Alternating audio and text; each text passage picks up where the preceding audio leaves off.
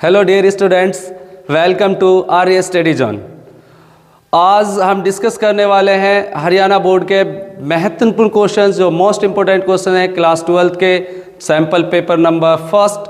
तो उसको देखते हैं, चलते हैं बच्चों बोर्ड की तरफ और देखते हैं आज के जो हमारा मॉडल टेस्ट पेपर फर्स्ट है, जिसका सेट ए हम सोल्व करने वाले हैं आज क्लास 12। तो चलिए बच्चों स्टार्ट करते हैं। तो हमारा जो फर्स्ट क्वेश्चन है, क्वेश्चन नंबर फर्स्ट,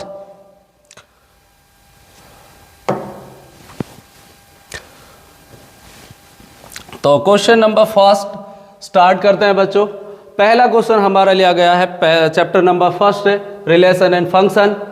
तो क्वेश्चन नंबर फर्स्ट है हमारा, let R be the relation in the set N given by R equals to a b such that a equals to b minus 2 b greater than 6, choose the correct answer।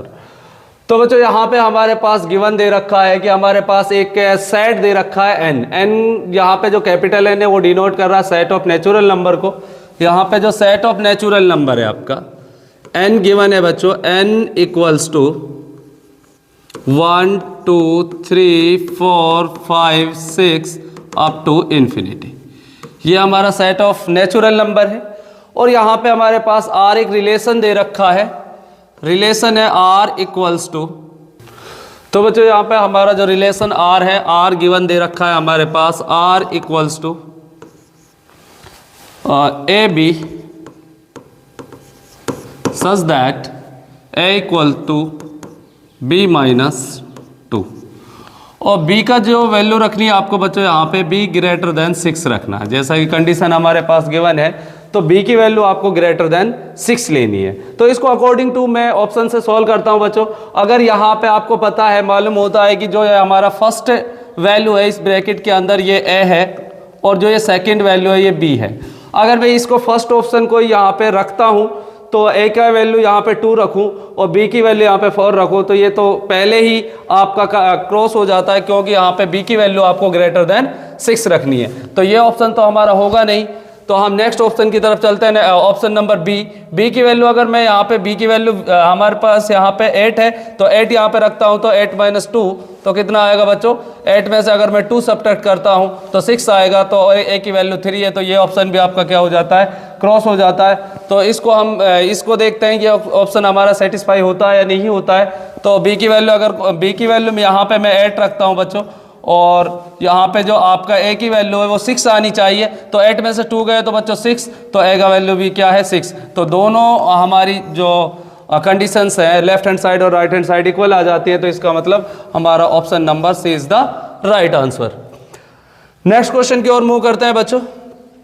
हमारा next question है, question number second की तरफ चलते हैं बच्चों। Second question, तो question number ये हमारा सेकंड है, जो हमारा इन्वर्स ट्रिग्नोमेट्रिक चैप्टर है, चैप्टर नंबर 2, वहाँ से लिया गया है। तो देखते हैं बच्चों इसमें आपसे क्या पूछा गया है कि tan inverse tan 7 pi upon 6 is equal to. तो आपको इसकी वैल्यू बतानी है, ये किसके इक्वल होगा। तो बच्चों इसको हम सॉल्व करेंगे, इसका सॉल्यूशन क्या होगा। तो देखिए बच्चों यहाँ से हम मार्कर ले लेते हैं। तो यहाँ पे हमारे पास गिवन दे रखा है, सॉल्यूशन इसका हमें निकालना है। तो इसका सॉल्यूशन क्या होगा बच्चों, tan inverse tan 7 pi upon 6, 7 pi upon 6। तो इसको हम क्या रख सकते हैं बच्चों, इसको हम रख सकते हैं tan इनवर्स, अगर इसको हम सॉल्व करेंगे तो बच्चों इसको लिखेंगे 10 पाई प्लस पाई अपॉन 6। तो हमने इसको ब्रेक कर दिया, पाई प्लस पाई अपॉन 6। अब जैसा कि बच्चों आप जानते हो कि हम अगर किसी प्लेन की मैं यहाँ पे बात करता हूँ, जैसे ये हमारा एक्स एक्सिस है, ये वाई एक्सिस है, ये एक्स डैश है, ये वाई डैश है। ये किसी भी जो हमारा एक्स वाई प्लेन होता है, किसी भी प्लेन को 4 पार्ट्स में डिवाइड करता है। तो ये हमारा फर्स्ट है, ये सेकंड, ये थर्ड, ये फोर्थ, और ईच पार्ट को हम क्या कहते हैं बच्चों, क्वाड्रेंट कहते हैं। तो यहाँ पे अगर मैं बात करता हूँ ट्रिग्नोमेट्रिक की कि कौन से क्वाड्रेंट में हमारा जो ट्रिग्नोमेट्रिक फंक्शन है वो पॉजिटिव होता है और कौन से क्वाड्रेंट में हमारा ट्रिग्नोमेट्रिक फंक्शन नेगेटिव होता है, तो इसको हम याद कर सकते हैं इस तरह से। कैसे बच्चों कि आफ्टर स्कूल टू कॉलेज, क्योंकि हमें स्कूल के बाद कॉलेज में ही जाना है, तो इसको देखते हैं आफ्टर स्कूल टू कॉलेज। तो इसका मतलब क्या है बच्चों, इसका मतलब है कि जो हमारा फर्स्ट क्वाड्रेंट होता है, मतलब 0 to 9, ये 0 डिग्री, ये 90 डिग्री, यहाँ पे 180 डिग्री, यहाँ पे 270 डिग्री, ये आपका 360 डिग्री। इस तरह से हमारा फर्स्ट जो एक रेगुलेशन है वो पूरा हो जाता है। तो अगर मैं यहाँ पे बात करता हूँ फर्स्ट क्वाड्रेंट की, तो फर्स्ट क्वाड्रेंट की, तो फर्स्ट क्वाड्रेंट में हमारे पास क्या होता है बच्चों, जो हमारा ए है इस ऐसे क्या बनेगा, ऑल पॉजिटिव। इसका मतलब ये हुआ बच्चों कि फर्स्ट क्वाड्रेंट में हमारे जितने भी ट्रिग्नोमेट्रिक फंक्शन होते हैं वो सारे पॉजिटिव होते हैं।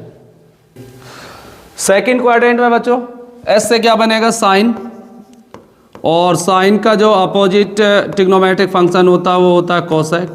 तो सेकंड क्वाड्रेंट में आपके साइन और कोसेक पॉजिटिव होते हैं।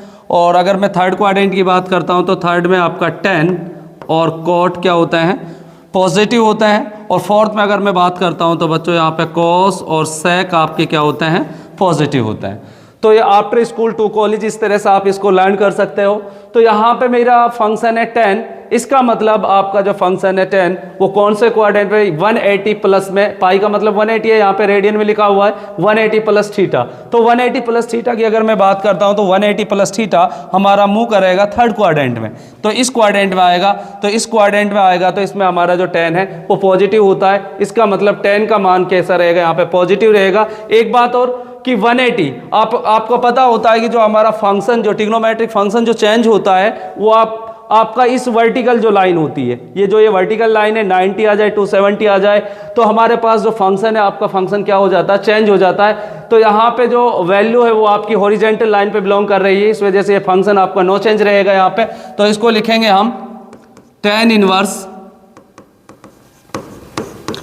10 π/6। तो यहाँ से tan इनवर्स 10 को हम रिमूव कर देते हैं, तो आंसर हमारे पास क्या बचेगा बच्चों, π/6। तो ऑप्शन देख लेते हैं कौन सा राइट ऑप्शन है, तो option number B is the right option. Next question की तरफ मूव करते हैं बच्चों।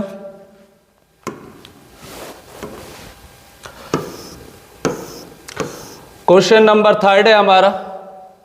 तो बच्चों question number third, question number third में क्या कहा गया है कि if a equals to tan theta cot theta minus cot theta tan theta, theta की वैल्यू बिलोंग कर रही है 0 और π/2 के बीच में है, and a plus a transpose equal to 2i then the value of theta. Theta की वैल्यू बतानी है। मैट्रिक्स से ये क्वेश्चन लिया गया, जो चैप्टर नंबर हमारा थर्ड है मैट्रिक्स, तो उससे ये क्वेश्चन है। तो देखिए बच्चों, तो हमारे पास a गिवन है, हमें निकालना क्या है, a प्लस a डैश निकालना है। a डैश का मतलब यहाँ पे ट्रांसपोज ऑफ मैट्रिक्स है। तो यहाँ पे इसका अगर हम सॉल्यूशन निकालते हैं तो बच्चों लिखेंगे a प्लस a का ट्रांसपोज इक्वल्स टू किसके इक्वल है बच्चों, 2i के इक्वल है। i यहाँ पे आइडेंटिटी मैट्रिक्स है, तो a की वैल्यू यहाँ पे रखते हैं बच्चों tan थीटा और cot theta minus cot theta और दे रखा है tan थीटा। ये आपके पास वैल्यू गिवन है बच्चों, प्लस a ट्रांसपोज। इसका हमें क्या करना है बच्चों, ट्रांसपोज करना है। तो a का ट्रांसपोज क्या होगा, रो को कॉलम में चेंज कर देते हैं, कॉलम को रो में चेंज कर देते हैं, आपस में इंटरचेंज करना होता है इसमें ट्रांसपोज ऑफ मैट्रिक्स में। तो a का ट्रांसपोज हुआ हमारे पास tan theta cot theta minus cot theta और tan थीटा, ये इसका ट्रांसपोज हो गया। इक्वल्स टू किसके रखना है बच्चों, इक्वल रखना हमने 2i के। तो बच्चों 2 तो हम बाहर लिख लेते हैं, i की जगह हम 2 × 2 का आइडेंटिटी मैट्रिक्स लिख लेते हैं, 0 और 1। तो इसको अब हम लिखते हैं बच्चों, इसका क्या करते हैं, एडिशन करते हैं मैट्रिक्स का। एडिशन कैसे करते हैं बच्चों मैट्रिक्स, आप 12th क्लास में तो आपको पता होगा मैट्रिक्स का एडिशन कैसे होता है। तो फर्स्ट एलिमेंट है, फर्स्ट एलिमेंट के साथ ऐड करना है tan थीटा को, tan थीटा के साथ ऐड करेंगे तो हमारे पास आएगा 2 tan थीटा। कोट थीटा में से कोट थीटा को सब्ट्रैक्ट करेंगे तो ये 0 हो जाएगा, यहाँ भी माइनस प्लस 0 हो जाएगा। tan थीटा कितना हो जाएगा, 2 tan थीटा बच्चों। और इसको इक्वल रख देंगे आइडेंटिटी मैट्रिक्स। 2 की अंदर मल्टीप्लाई करेंगे, 2 1 1, 2 0 0, 2 0 0, 2 1 2। तो बच्चों यहाँ पे अब क्या करना होता है कि यहाँ पे अब ये भी 2 इंटू 2 का मैट्रिक्स है, इसका भी ऑर्डर 2 इंटू 2 है, इसका भी ऑर्डर 2 इंटू 2 है। तो बच्चों ये दोनों ही 2 इंटू 2 के मैट्रिक्स हैं। तो दोनों के जो नंबर एलिमेंट्स हैं उनको हम कंपेयर कर देंगे। इसका फर्स्ट एलिमेंट को इसके फर्स्ट के इक्वल रख देंगे, इसका जो फोर्थ एलिमेंट है इसको फोर्थ के, सेकंड को सेकंड के, थर्ड को थर्ड के इक्वल रख देंगे। तो यहाँ पे ये दोनों इक्वल है। तो यहाँ पे हम इसको लिख सकते हैं जो हमारा 2 tan थीटा है, 2 tan थीटा इक्वल्स टू हो जाएगा बच्चों 2। तो यहाँ से tan थीटा इक्वल्स टू हो जाएगा 2/2। 2 से 2 कैंसिल हो गए, यहाँ पे 1 आ गया। तो tan में 1 किसकी वैल्यू होती है बच्चों? tan में 1 वैल्यू होती है tan π/4 की, क्योंकि tan π/4 कितना होता है? 1 होता है। तो यहाँ से tan को रिमूव कर देंगे तो हमारे पास जो थीटा की वैल्यू निकल के आएगी वो π/4 आएगी। तो हमारा ऑप्शन नंबर जो राइट ऑप्शन होगा बच्चों वो कौन सा ऑप्शन है? ऑप्शन ए, फर्स्ट ऑप्शन हमारा राइट ऑप्शन होगा। नेक्स्ट क्वेश्चन की तरफ मूव करते हैं बच्चों।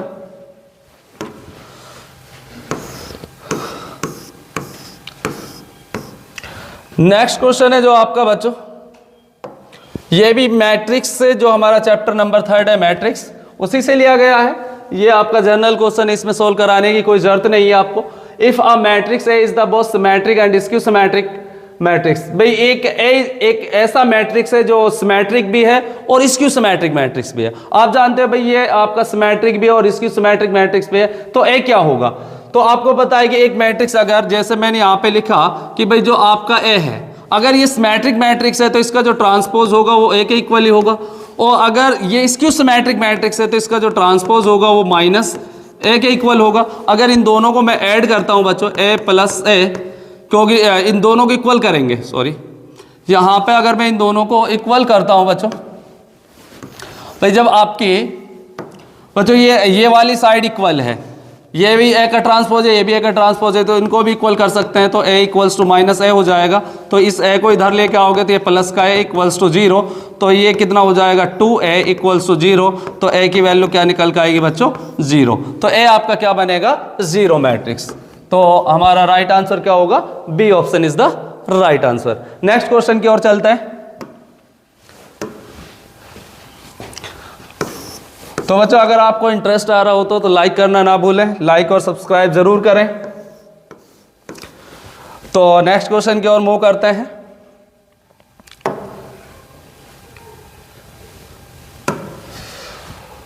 नेक्स्ट क्वेश्चन है हमारा क्वेश्चन नंबर 5th।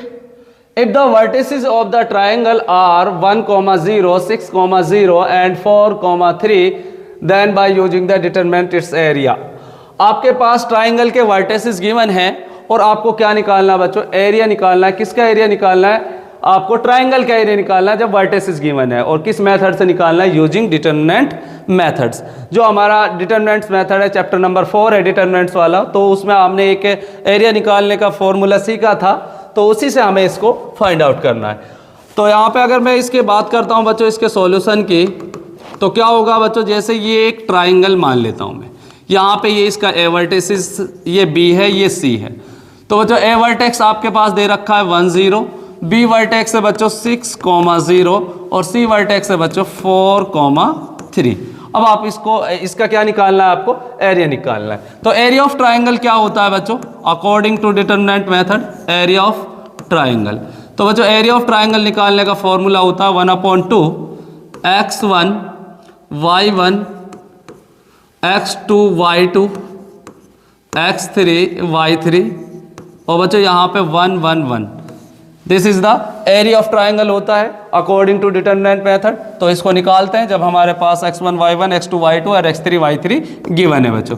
तो यहाँ से एरिया ऑफ ट्राइंगल निकालेंगे। x1 आपके पास कितना है बच्चों? 1, जो पहला वर्टिसेस है हमारा ए वर्टिसेस 1, 0। तो हमारे पास ये है 1, 0, ये है 6, 0, ये हमारे पास 4, 3 और ये बच्चों 1, 1, 1। ठीक है बच्चों। अगर मैं इसको अकॉर्डिंग टू इसको एक्सपेंड कर देते हैं बच्चों, किसके अकॉर्डिंग एक्सपेंड करते हैं, कॉलम 2 के अकॉर्डिंग मैं इसको एक्सपेंड कर देता हूं। तो कॉलम 2 के अकॉर्डिंग एक्सपेंड करेंगे तो बच्चों ये आपके पास कौन सा एलिमेंट है, यहां पे आप देखोगे तो ये A31 होता है, ये A32 होता है। तो A32 है तो इसका मतलब ऑड है, तो इसको हम किस में लिखेंगे, माइनस में आएगा, -3। और बच्चों इस रो और इस कॉलम को हम छोड़ देंगे तो इनके आपस में क्रॉस मल्टीप्लाई करेंगे 1 - 6, तो ये आ जाएगा आपके पास 1/2 -3 -5। तो इसकी मल्टीप्लाई कर दीजिए बच्चों, माइनस माइनस क्या हो जाएगा +15, तो आपके पास निकल कर आ गया बच्चों 15/2 स्क्वायर यूनिट। तो 15/2 स्क्वायर यूनिट। तो हमारा जो राइट ऑप्शन होगा बच्चों वो कौन सा ऑप्शन है, option number C is the right option. Next question की ओर मूव करते हैं बच्चों। तो अगला क्वेश्चन है हमारा,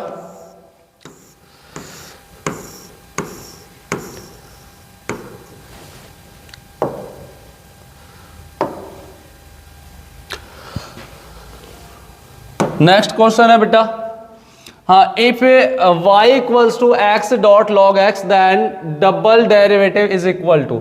हमारे पास y दे रखा है और आपको क्या निकालना है, डबल डेरिवेटिव निकालना है। आपका डबल डेरिवेटिव क्या होगा, तो आपको पता है भाई अब y इक्वल्स टू हमारे पास क्या है बच्चों, y इक्वल्स टू दे रखा है x dot log x, x dot log x।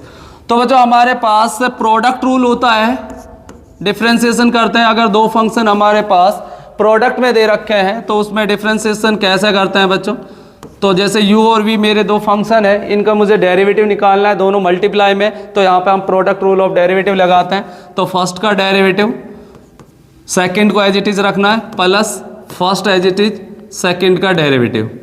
तो ये रूल हम लगाएंगे यहाँ पे इसका डेरिवेटिव करने के लिए। तो इसका हमें डिफ्रेंशिएट करना है, differentiate with respect to x on both side, दोनों तरफ करते हैं बच्चों।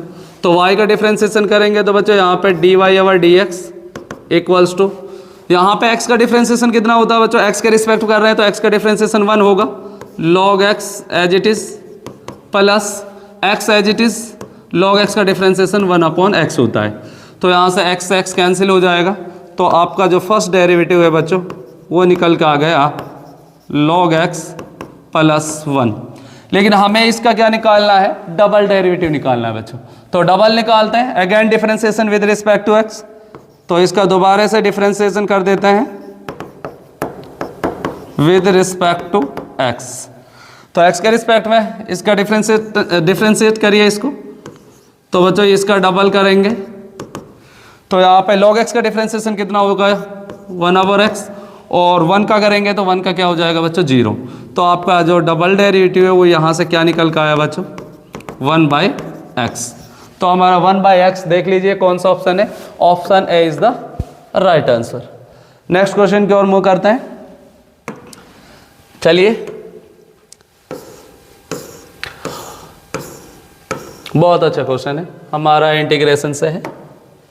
इंटीग्रेशन वाला चैप्टर आपने क्या होगा, इंटीग्रेशन एक ऐसा चैप्टर है जो आपको फिजिक्स में भी काम आता है, इंटीग्रेशन डिफरेंशिएशन। तो इसका आपको क्या करना है बच्चों, the anti derivative. Anti derivative का मतलब क्या होता है, इंटीग्रल होता है, तो इसका इंटीग्रल हमें निकालना है। तो इसका इंटीग्रल क्या होगा बच्चों, देखते हैं इसका आंसर क्या आता है, इसका सॉल्यूशन करते हैं। एंटी डेरिवेटिव का मतलब इंटीग्रेशन ही होता है, तो इसका इंटीग्रेशन करिए with respect to x, 1/√x dx। तो इसका इंटीग्रेशन क्या होगा बच्चों, तो इंटीग्रेशन हम इस अलग अलग लिख लेते हैं, √x dx plus 1/√x dx। तो √x को हम क्या लिख सकते हैं बच्चों, इसकी पावर, रूट का मतलब ही हाफ होता है, रूट जो है इसकी पावर हाफ हो जाएगी, प्लस, और बच्चों यहाँ भी इसको इसी तरह से लिखना है, हाफ इंटू dx। तो इसको हम लिख सकते हैं x की पावर हाफ dx प्लस, और इसको अगर ऊपर लेके जाएंगे बच्चों तो ये जो इसकी पावर है वो नेगेटिव हो जाएगी। तो अब इसका इंटीग्रेशन निकाल देते हैं। तो इंटीग्रेशन आपको पता है, अगर आपके पास भाई x⁻n है इंटू डी एक्स, एक्स के रिस्पेक्ट में इसका क्या निकालना है, इंटीग्रेशन निकालना है। तो कैसे निकालते हैं बच्चों, जो पावर होती है पावर में 1 ऐड कर देते हैं, डिवाइड में n+1 और प्लस में c हमारा इंटीग्रेशन कांस्टेंट आता है। x की पावर n का ये डेरिवेटिव होता है। तो ये वही रूल यहाँ पे लगाना है बच्चों, तो लगाते हैं इसको। भाई यहाँ पे n के प्लेस पे आपका क्या है 1/2 है, तो 1/2 में 1 ऐड करोगे तो कितना हो जाएगा बच्चों 3/2 अपॉन में 3/2 प्लस इसमें 1 ऐड करेंगे माइनस हाफ में तो हाफ बचेगा प्लस c। तो इसको लिखेंगे हम बच्चों 2/3 x whole raise to power 3/2 plus 1/2 का उल्टा करेंगे तो ये 2 हो जाएगा x की पावर हाफ प्लस c। तो ये चेक कर लीजिए कौन सा ऑप्शन है आपका 2/3 x रेज़ टू पावर 3/2। तो 2/3 x raise to power 3/2 plus 2x से हाफ प्लस c, तो हमारा c is the right answer बच्चों। तो c हमारा राइट आंसर है। नेक्स्ट क्वेश्चन की तरफ चलते हैं बच्चों। चलो नेक्स्ट क्वेश्चन देखते हैं, नेक्स्ट क्वेश्चन क्या है।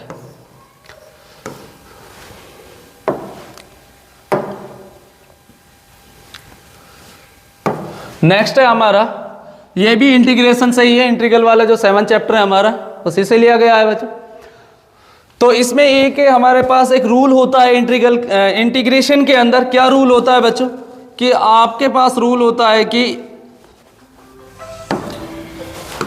इंटीग्रेशन के अंदर हमारे पास एक रूल होता है बच्चों कि e⁻x और यहां पे एक फंक्शन दे रखा है f(x) और इस फंक्शन का डेरिवेटिव अगर यहां पे गिवन है इसके प्लस में और इस होल का dx, तो इसका जो आंसर होता है बच्चों वो e⁻x f(x) इंटू f(x) और प्लस में c, ये आंसर होता है। तो ये रूल इसमें अप्लाई करना है बच्चों आपको। अब आप जानते हो कि यहाँ पे अगर मैं इसको डायरेक्ट भी सोल्व करता हूँ तो आप डायरेक्ट इसका आंसर लिख सकते हो। भाई आपको पता है कि यहाँ पे दे रखा है आपके पास e⁻x 1/x minus 1/x² into dx। अब आपको पता है कि अगर मैं यहाँ पे 1/x का डिफ्रेंसिएशन करता हूँ, 1/x का अगर मैं यहाँ पे डेरिवेटिव करता हूँ तो 1/x का डेरिवेटिव माइनस 1/x² होता है। तो इसका मतलब ये रूल यहाँ पे फॉलो हो रहा है। यहाँ पे आपका जो f(x) है, यहाँ पे जो f(x) है वो तो 1/x हो गया और आपका जो यहाँ पे f'(x) है वो माइनस 1/x² हो गया। तो इसका आंसर क्या हो जाएगा बच्चों? तो इसका आंसर हो जाएगा बच्चों e⁻x इंटू f(x), f(x) आपका क्या है 1/x है, तो इसके नीचे x आ जाएगा प्लस में c। तो बच्चों ये आपका राइट आंसर हो जाएगा। तो राइट आंसर कौन सा होगा 1/x और e⁻x प्लस c। तो राइट आंसर आपका हो जाएगा B option is the right option. Next question की तरफ चलते हैं बच्चों।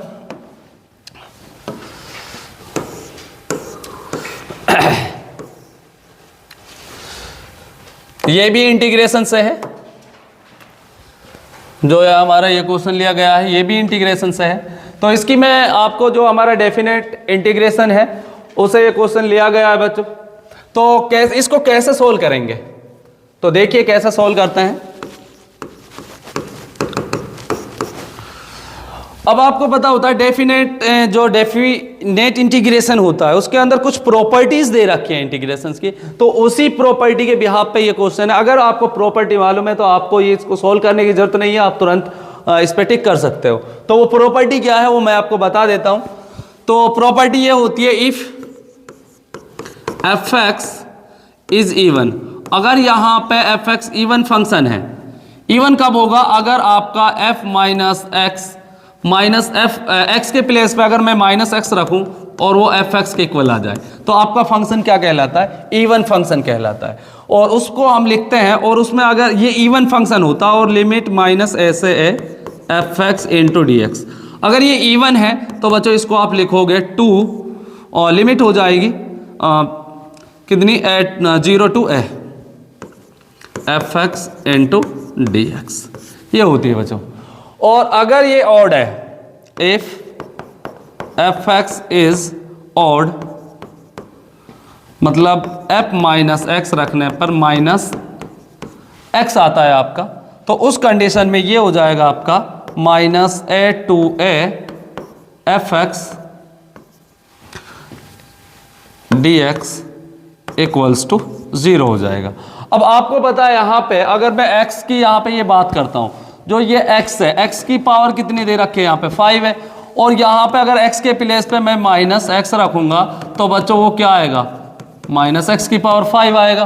तो ये आपका यहाँ पे कैसा फंक्शन है, f(x) is a odd function, f(x) is a odd function. अगर ये ऑड फंक्शन है तो इसका मतलब इसका आंसर क्या होगा भाई, ये किसके इक्वल होगा, 0 के। तो हमारा option C is the right answer. Next question पे चलते हैं बच्चों, क्वेश्चन नंबर 10।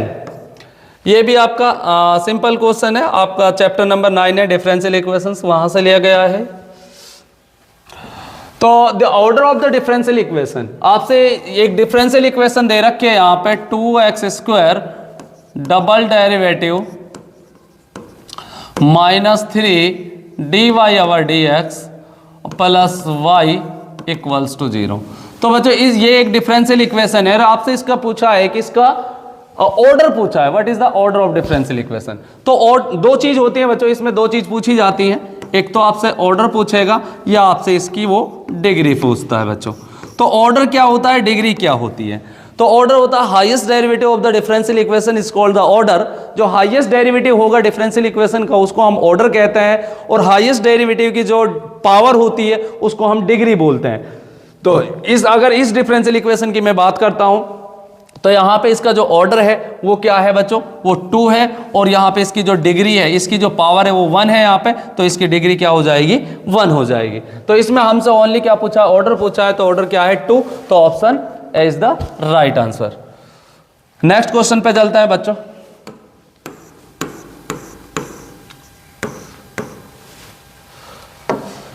इस क्वेश्चन में भी कुछ नहीं है, ये भी उसी चैप्टर से है। इसमें आपसे पूछा है which substitution can solve the homogeneous differential equation of the form। अगर आपको एक होमोजीनियस जो डिफरेंशियल इक्वेशन है वो इस फॉर्म में दे रखी है, dx/dy इक्वल्स टू hx/y, तो भाई वहां पे आप x या y की वैल्यू क्या सब्स्टिट्यूट करोगे, मतलब क्या लेट करके चलोगे। तो यहाँ पे बच्चों हम जब आपको इस फॉर्म में हमको वो दे रखी है डिफरेंशियल इक्वेशन, तो वहां पे हम x की वैल्यू को पुट करेंगे, क्या पुट करेंगे बच्चों, vy लेट करेंगे, x equals to vy let करेंगे। तो ये इसका आंसर होगा बच्चों, x इक्वल्स टू vy। यही पूछा है हमसे, वैल्यू क्या सब्स्टिट्यूट करनी है। नेक्स्ट क्वेश्चन पे चलते हैं बच्चों, क्वेश्चन नंबर 12। अब जो ये अभी तक हमारे पास ऑप्शन गिवन थे, अब ऑप्शन नहीं है, विदाउट ऑप्शन वाले क्वेश्चन है। तो हमारे पास दे रखा है क्वेश्चन नंबर 12, हमारा चैप्टर नंबर जो डिफरेंशिएबल एंड कंटिन्यूटी वाला जो चैप्टर है उससे लिया गया है। The function f(x) equals to sin x minus cos x if x not equal to 0 और k if x equals to 0 is continuous at x equals to 0 then find the value of. अगर ये function 0 पे continuous है तो आपको बताना k की value क्या होगी। तो कंटिन्यूअस के लिए, जब कोई फंक्शन कंटिन्यूअस होता है तो उसके लिए कंडीशन होती है बच्चों। तो उसमें कंडीशन क्या होती है कि एक पहली कंडीशन तो ये होती है कि अगर मैं उसमें लिमिट लगाता हूं, limit x tends to 0 f(x) equals to f(0), तो ये अगर दोनों इक्वल हैं तो बच्चों ये तब भी हमारा फंक्शन क्या होता है, कॉन्टिन्यूअस होता है। दूसरी कंडीशन, अगर हमारे पास LHL को हम RHL के इक्वल कर लेते हैं तो भी हमारा फंक्शन क्या होता है, कॉन्टिन्यूअस होता है। तो यहाँ पे मैं इसको इस पे सॉल्व कर लेता हूँ, इसका अकॉर्डिंग इसमें लिमिट पुट करता हूँ बच्चों। तो मैंने यहाँ पे इसको मुझे चेक करना है एट x इक्वल्स टू 0, तो 0 पे रखते हैं, limit x tends to 0 f(x) equals to limit x tends to 0, और यहाँ पे जो फंक्शन दे रखा है हमारे पास sin x minus cos x। तो बच्चे यहाँ पे हम x की वैल्यू पुट कर देता हूँ, डायरेक्ट ही रख लेते हैं। तो यहाँ पे इसकी वैल्यू रखेंगे x के प्लेस पे 0 माइनस cos 0, तो sin 0 की वैल्यू आपको पता है 0 होती है, cos 0 की वैल्यू 1 होती है, तो इसकी वैल्यू क्या निकल कर आई बच्चों, यहाँ पे -1 निकल कर आई। तो ये आपके पास -1 आ गया। तो अब हमें किसकी वैल्यू निकालनी है, k की वैल्यू निकालनी है। तो इस कंडीशन को मैं रख देता हूँ यहाँ पे। अगर मैं यहाँ पे f(0) भी निकालता हूँ, f(0) डायरेक्ट भी निकालता हूँ यहाँ पे रखने पर, तो sin 0 माइनस cos 0, तो वो भी आपका कितना आता है, यहाँ पे sin 0 0 है, cos 0 की वैल्यू +1 होती है, तो 0 में से -1 हो जाएगा। तो यहाँ पे आपका ये वाली फंक्शन, मतलब ये वाली लिमिट और ये f(0), ये दोनों इक्वल आ गए। तो इस रूल के अकॉर्डिंग मैं क्या कह सकता हूं कि आपका जो limit x tends to 0 fx equals to f0 के बराबर होगा। तो यहाँ पे आपका जो f0 है, f0 पे हमारे पास कंडीशन दे रखी है, वो कितनी है, k है, और इसकी जो वैल्यू निकल कर आई वो -1 है। तो k की वैल्यू क्या निकल कर आई बच्चों, -1। तो हमारी k की जो वैल्यू होगी वो -1 होगी बच्चों। नेक्स्ट क्वेश्चन पे चलता है, क्वेश्चन नंबर 13 बच्चों। 13 क्वेश्चन पे चलते हैं।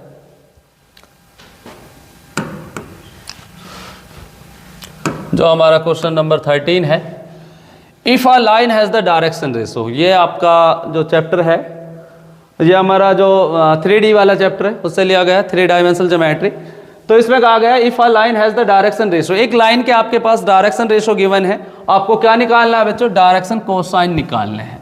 जब आपके पास डायरेक्शन रेशो गिवन हो, डायरेक्शन कोसाइन आपको निकालने हो, तो उसके लिए कंडीशंस होती है हमारे पास। लेट, जैसे मैंने यहाँ पे लिखा ए बी सी किसी लाइन के डायरेक्शन रेशो है, किसी लाइन के डायरेक्शन रेशो है, और आपसे पूछा गया है इसके डायरेक्शन कोसाइन निकालो। तो आपसे कहा गया भाई एल एम एन बताओ, ये आपके क्या है, डायरेक्शन कोसाइन है बच्चों, डायरेक्शन कोसाइन है। तो कैसे निकालेंगे बच्चों, एल अगर मुझे निकालना है तो हमारे पास निकालने का, जब हमारे पास डायरेक्शन रेशो गिवन दे रखे हैं तो आपको डायरेक्शन कोसाइन निकालते हैं। तो ए अपॉन में अंडर रूट इन तीनों का मैग्नीट्यूड ले लेते हैं, A square plus B square plus C square. तो M equals to B upon में under root A square plus B square plus C square, और N equals to C upon में under root A square plus B square plus C square. तो ये होता है बच्चों। तो अगर मैं यहाँ पे बात करता हूँ, इस जब हमारे पास ए बी सी गिवन दे रखे हैं, यहाँ पे आपके पास ए दे रखा है 2, ये है -1, यहाँ पे जो डायरेक्शन रेशो है वो है मेरे पास 2 -1 और -2। तो यहाँ पे डायरेक्शन कोसाइन आपको निकालना है, एल निकालना है। तो एल कितना हो जाएगा बच्चों, 2 अपॉन में अंडर रूट 2 का स्क्वायर करेंगे 4, 1 का स्क्वायर 1, 2 का स्क्वायर 4। तो बच्चों ये कितना आ जाएगा, 4 और 4 8, 8 और 1 9, 9 का स्क्वायर रूट निकालते हैं 3 होता है, तो 2 अपॉन 3। तो m निकालेंगे तो बच्चों वो कितना आ जाएगा, -1 अपॉन, वो भी 9 ही बनेगा, 4 + 4 1। तो बच्चों ये भी 1 अपॉन 3 आ जाएगा, और n इक्वल्स टू निकालोगे तो ये -2 अपॉन कितना हो जाएगा बच्चों, 4 + 1 + 4, तो ये -2 अपॉन 3 हो जाएगा। तो बच्चों ये मेरे पास क्या निकल का आगे, direction cosine of the direction ratio से हमने डायरेक्शन कोसाइन को निकाल दिया। तो नेक्स्ट क्वेश्चन पे मूव करते हैं बच्चों।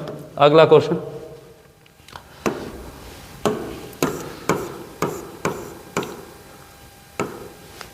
अगर आपको कोई चीज़ समझ नहीं आ रही हो तो आप कमेंट बॉक्स में लिख सकते हैं कि हमसे ये क्वेश्चन समझ नहीं आया, तो हम उसका आंसर कमेंट बॉक्स में देने को देंगे।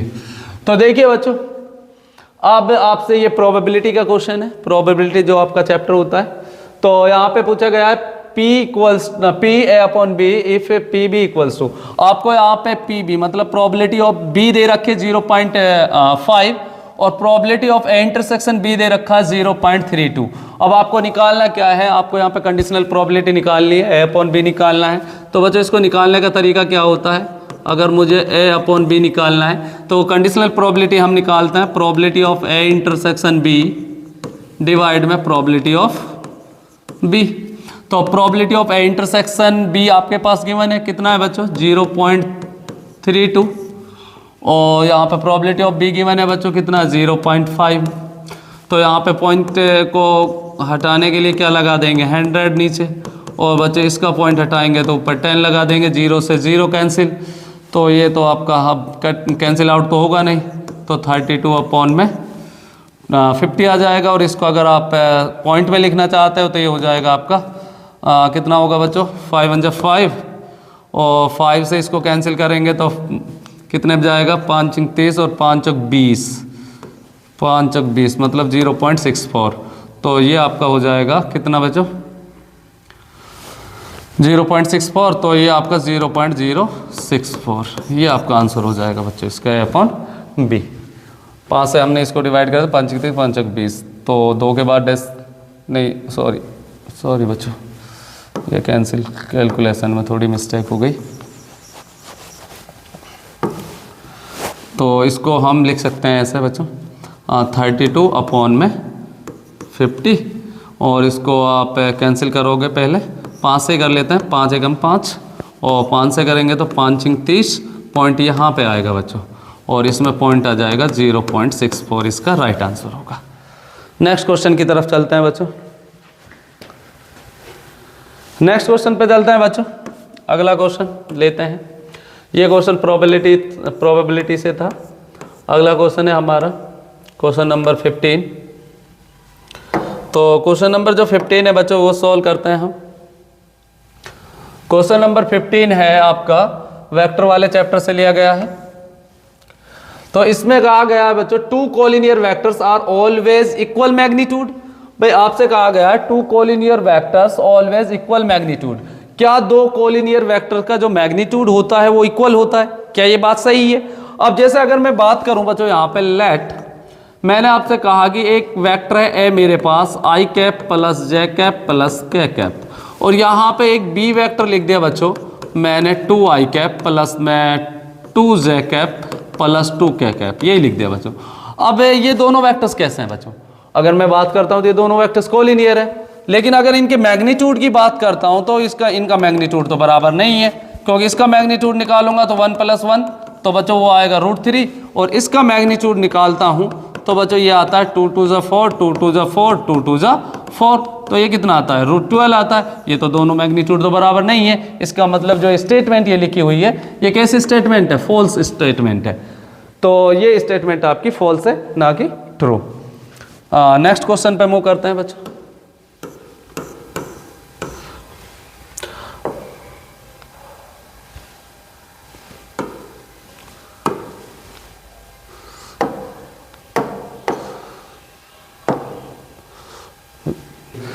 नेक्स्ट क्वेश्चन है हमारा बच्चों 16 क्वेश्चन। ये 16 जो क्वेश्चन है वो भी हमारा प्रोबेबिलिटी से ही लिया गया है। तो इसमें पूछा गया है आपके पास कि 2 events will be independent. 2 event independent कब होते हैं बच्चों? अब आप जानते हो अगर मेरे पास 2 इवेंट है, let A and B are any 2 event, कोई भी 2 इवेंट है मेरे पास, 2 इवेंट्स ए और बी मेरे पास 2 इवेंट है, ये इंडिपेंडेंट कब होंगे? तो probability of A into probability of B जब इक्वल हो जाएगी बच्चों किसके? Probability of A intersection B के। तो इनको हम क्या बोलेंगे? They are independent event.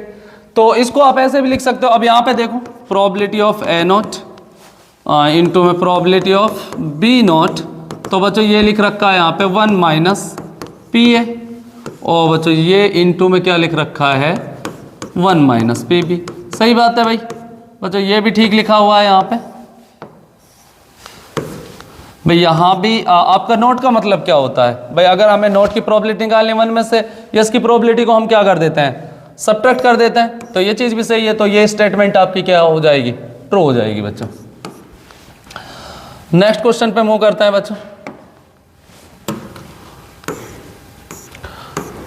Question number 17, ये भी प्रोबेबिलिटी सही है।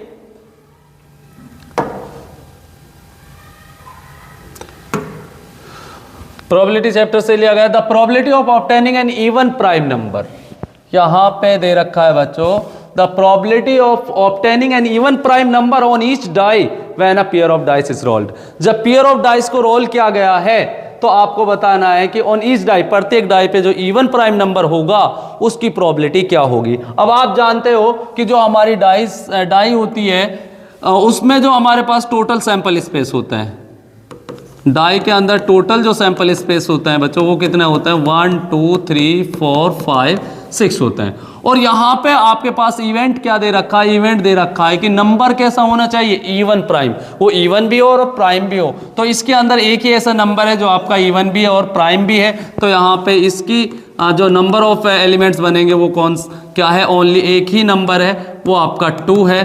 तो यहाँ अगर इसकी प्रोबेबिलिटी निकालनी है, प्रोबेबिलिटी ऑफ ई निकालनी है, तो बच्चों क्या होगी? तो number of favourable outcome divided by total number of outcomes. तो यहाँ पे हमारा एक इवेंट बना और टोटल इवेंट कितने हैं बच्चों, 6 हैं, तो प्रोबेबिलिटी क्या हो गई बच्चों, 1/6 हो गई। ठीक है, वहाँ राइट आंसर इसका क्या होगा, 1/6 होगा। नेक्स्ट क्वेश्चन पे चलते हैं बच्चों।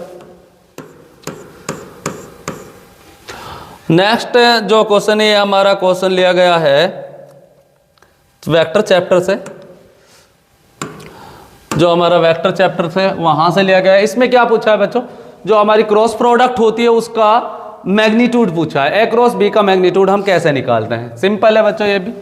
तो ए क्रॉस बी का मैग्नीट्यूड हम कैसे निकालते हैं, ए क्रॉस बी का मैग्नीट्यूड निकालना। पहले हम ए क्रॉस बी निकाल लेते हैं। तो बच्चों ए क्रॉस बी हम इसी तरह से निकालते हैं डिटरमिनेंट मेथड से, आई कैप जे कैप के कैप। यहाँ पे इनके जो कोफिशिएंट है वो लिखेंगे 2 1 3 3 5 -2। इसका अब डिटरमिनेंट निकालते हैं बच्चों, आई कैप। तो ये कैंसिल करेंगे, ये कैंसिल करेंगे, इनकी क्रॉस मल्टीप्लाई, -2 5 3 से कितना होता है बच्चों 15 माइनस जे कैप। इसको सॉल्व करेंगे, 2 2 जा 4, तो 3 3 जा 9 प्लस क्या कैप, ये कैंसिल 5 2 जा 10 -3 बच्चों। तो इसको सॉल्व करेंगे बच्चों, ये हो जाएगा आपके पास -17 आई कैफ माइनस 13 प्लस का 13 जे कैफ, और बच्चों 10 में से 3 ये आ जाएगा आपका 7 के कैफ। तो ये तो आपके पास ए क्रॉस बी आ गया। अब आपको क्या निकालना है, ए क्रॉस बी का मैग्नीट्यूड निकालना है बच्चों। तो मैग्नीट्यूड निकालेंगे तो यहाँ पे लिखेंगे -17 का स्क्वायर प्लस 13 का स्क्वायर प्लस 7 का स्क्वायर। तो बच्चों इसको सॉल्व करते हैं। 17 का स्क्वायर कितना होता है 289, 13 का स्क्वायर कितना होता है 169, और 7 का स्क्वायर कितना होता है 49। तो इनको ऐड कर दीजिए बच्चों। तो एडिशन आ जाएगा इसका 9 9 9 18, 9 3 कितना होता है बच्चों 27, कैरी 2 लगे, 4 2 6, 6 2 12, और 12 8 कितना हो गए भाई 6 4 10 18, 18 2 20 हो गए, कैरी 2 लगे बच्चों, 2 और 1 3, 3 और 2 कितना हो गए 5। तो ये इसका मैग्नीट्यूड आ जाएगा √507। ये इसका आंसर होगा बच्चों। राइट डाउन कर सकते हो आप। नेक्स्ट क्वेश्चन पे मूव करते हैं बच्चों।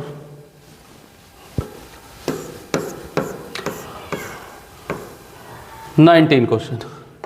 तो बच्चों ये जो 2 क्वेश्चन है हमारे 90 और 20, अब की बार जो बोर्ड ने थोड़ा सा वो किया है अपने पैटर्न में जो चेंज किया है उससे रिलेटेड है ये 2 क्वेश्चंस।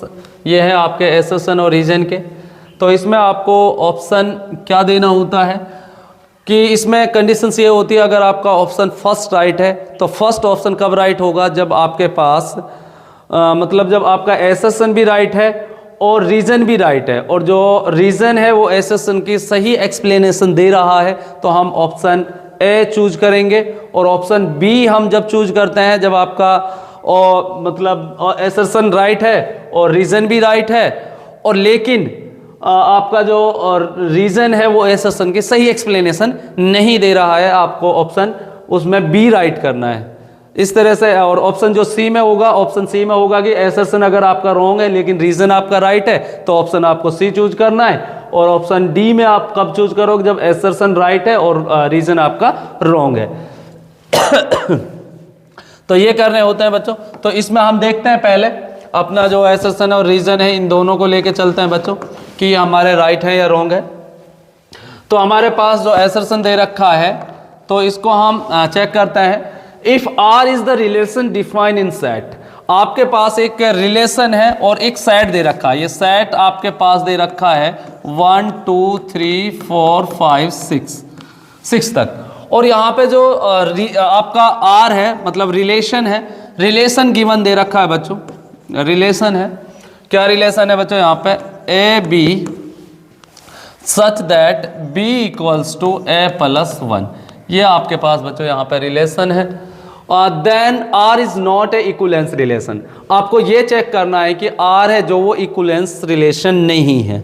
अब बच्चों आपको ये मालूम होना चाहिए कि एक रिलेशन को इक्विवेलेंस रिलेशन कब कहते हैं, तो जो एक रिलेशन हमारा इक्विवेलेंस रिलेशन कब कहलाता है कि जब वो आपका रिफ्लेक्सिव भी होना चाहिए, सिमेट्रिक भी होना चाहिए, ट्रांजिटिव भी होना चाहिए, तो उस कंडीशन में हम बोलेंगे this relation is a equivalence relation, otherwise this is not a equivalence relation. तो पहले हम इसको रिफ्लेक्सिव चेक करते हैं बच्चों। तो रिफ्लेक्सिव चेक करने के लिए इसकी कंडीशन बना लेता हूं, पहले मैं इसको रोस्टर फॉर्म में लिख लेता हूं। तो यहाँ पे अगर देखो बच्चों, अगर यहाँ पे ए और बी आपके बिलोंग कर रहे हैं इस सेट के अंदर, तो यहाँ पे ए की वैल्यू अगर मैं 1 पुट करता हूँ इस सेट से, तो यहाँ पे जो हमारा बी निकल के आएगा वो 2 हो जाएगा, और यहाँ पे 2 रखूँगा तो ये 3 होगा बच्चों, और यहाँ पे 3 रखूँगा तो ये 4, और 4 रखेंगे तो 5 रखेंगे तो यहाँ पे ये आपका 6 आएगा। 6 नहीं रख सकते, 6 रखने पर ये 7 आ जाएगा, जो कि 7 हमारे सेट में नहीं है। तो अब इसको जो ये रिलेशन है बच्चों, अब इसको मुझे क्या चेक करना है कि ये रिफ्लेक्सिव है या नहीं है। तो पहली कंडीशन यहाँ पे लिखता हूँ मैं रिफ्लेक्सिव रिलेशन के लिए। तो रिफ्लेक्सिव एक रिलेशन को हम रिफ्लेक्सिव रिलेशन कब कहते हैं बच्चों? इफ जैसे मैंने कोई भी 2 एलिमेंट लिखे बच्चों, ए और ए, अगर आपका बिलोंग करता है आर के अंदर और फॉर ऑल ए आपका बिलोंग करना चाहिए सेट ए के अंदर, तब आप बोलोगे कि this relation is called the reflexive relation. जैसे बच्चों मैंने यहाँ पे देखा कि अगर मैं यहाँ पे 1 1 रखता हूँ, तो जैसे ए की इसमें से सेम एलिमेंट लेता हूँ, जैसे 1 लिया तो यहाँ भी 1 रखना है, तो 1 1 इसमें नहीं है, 2 2 भी हमारे रिलेशन में नहीं है, 3 3 भी हमारे रिलेशन में नहीं है, 4 4 भी हमारे रिलेशन में नहीं है। तो इसका मतलब this relation is not a reflexive relation. तो ये रिलेशन आपका रिफ्लेक्सिव रिलेशन नहीं है। तो मैं कह सकता हूं कि F is not a reflexive relation. तो बच्चों ये आपका रिफ्लेक्सिव रिलेशन नहीं है। जब ये आपका रिफ्लेक्सिव रिलेशन नहीं है तो ये क्या नहीं होगा? इक्विवेलेंस रिलेशन नहीं होगा। तो इसका मतलब ये हमारी राइट है कि आर आपका क्या नहीं है? इक्विवेलेंस रिलेशन नहीं है। तो आगे हमें चेक करने की जरूरत नहीं है कि हम इसको सिमेट्रिक भी चेक करें या ट्रांजिटिव भी चेक करें, क्योंकि हमारा फर्स्ट ही रिफ्लेक्सिव नहीं है। तो अगर ये रिफ्लेक्सिव नहीं है तो ये this relation is not a equivalence relation. तो अपने रीजन पे चलते हैं बच्चों। रीजन में क्या कहा गया है? रीजन में कहा गया है बच्चों कि a relation is said to be equivalence relation if it's reflexive, symmetric और transitive। भाई यही मैंने आपको बताया था, एक जो रिलेशन होता है वो आपका कब इक्विवेलेंस होता है? जब वो आपका रिफ्लेक्सिव भी होगा, सिमेट्रिक भी होगा, ट्रांजिटिव होगा। तो इस यही बात आपको यहाँ पे लिखी हुई है। भाई एक रिलेशन को हम इक्विवेलेंस रिलेशन बोलते हैं जब वो रिफ्लेक्सिव होता है, सिमेट्रिक होता है, ट्रांजिटिव भी होता है। इसका मतलब ये भी आपका क्या हो गया? राइट है, और ये भी राइट है। तो ऑप्शन हमारा first is the right answer होगा। जो आपके उसमें बोर्ड में आएगा तो उसमें आपको टिक करना ऑप्शन नंबर फर्स्ट को, ए ऑप्शन को टिक करना है। तो नेक्स्ट क्वेश्चन की ओर मूव करते हैं बच्चों। तो ये हमारा नेक्स्ट क्वेश्चन आज के सेशन का हमारे लास्ट क्वेश्चन होगा। तो देखते हैं बच्चों।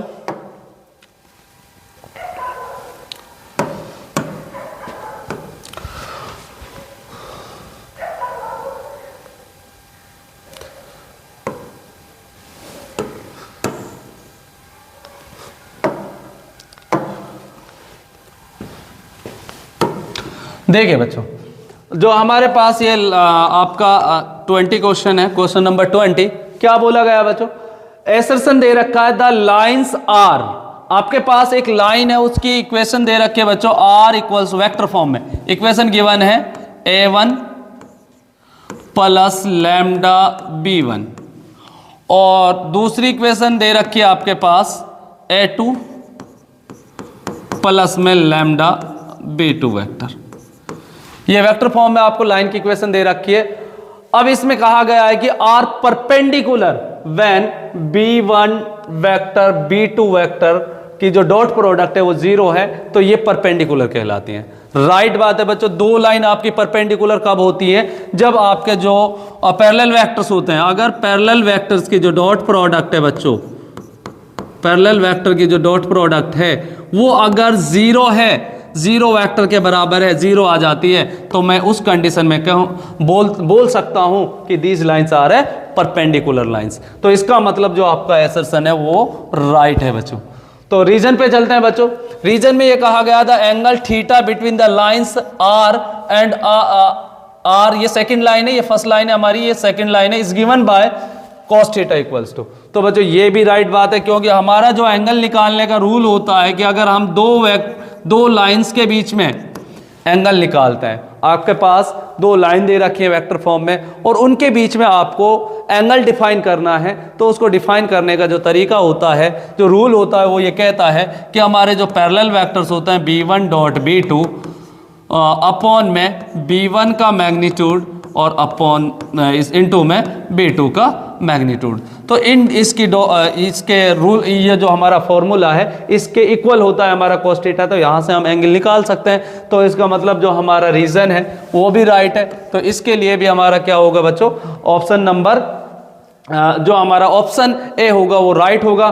तो बच्चों आज का जो सेशन है हम यहीं समाप्त करते हैं। आपको हमारे क्वेश्चंस, हमारी वीडियो कैसी लगी ज़रूर बताएं, लाइक और सब्सक्राइब करना ना भूलें।